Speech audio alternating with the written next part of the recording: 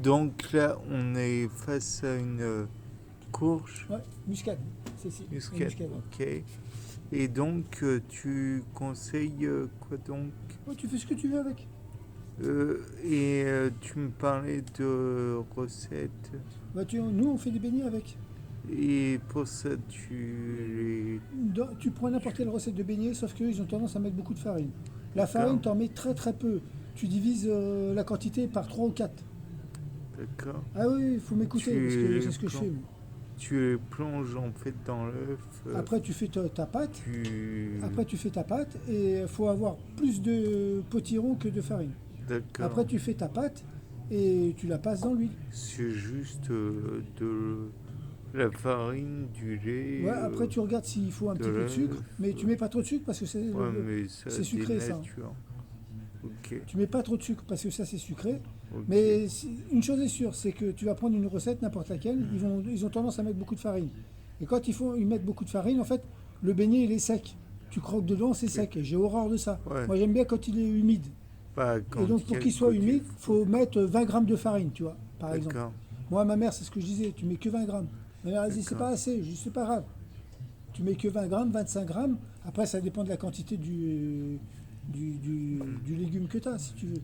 Ça dépend de la quantité. Il faut faire en fonction. Tu prends n'importe quelle recette et tu regardes la quantité de muscade que tu as. Une chose est sûre, c'est qu'ils mettent toujours trop de farine. Toi, tu divises par 3 ou 4. Ok. T'en mets très peu.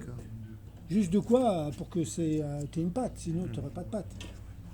Et si je battais par exemple du yaourt grec avec un ou deux œufs. Ah, tu peux peut-être, il faut regarder la recette. Ok, et du beurre de cacahuète avec tout ça. Non, mais pas tout ça. Faut que tu mettes le potiron, la farine et puis le sucre. Et après, t'auras pas le beignet sinon. D'accord. Tu verras, c'est super bon, c'est délicieux, mais c'est incroyable comment c'est bon. Si je le passe à la poêle. Ah, tu peux le passer à la poêle. Sans le mettre. Ah, tu peux le passer à la poêle, mais tu seras obligé d'avoir un petit peu d'huile quand même. Ok. Sinon, ça va griller, ça va coller. Bah, pas forcément dans certains types de poêles, ça marche. Après, je ne connais pas ces poêles-là. Sans huile. Après, je ne connais pas ces poêles-là. Ok, pas de problème. Et donc, à la poêle, tu mets comme ça et puis. Je les connais pas après. Nous, on met ça dans l'huile. Mais dans l'huile et puis tu retournes. Tu auras une pâte si tu veux. Ouais. Après, tu prends avec ta cuillère, ça fait une petite boule. Hop, tu la mets dans l'huile. Et après, tu as un beignet. Ok. D'accord, ça fait envie. Ah oui, mais c'est délicieux. Mais on fait ça à Noël, nous. Ma mère, elle en fait plus parce qu'elle a 87, 8 ans, 90.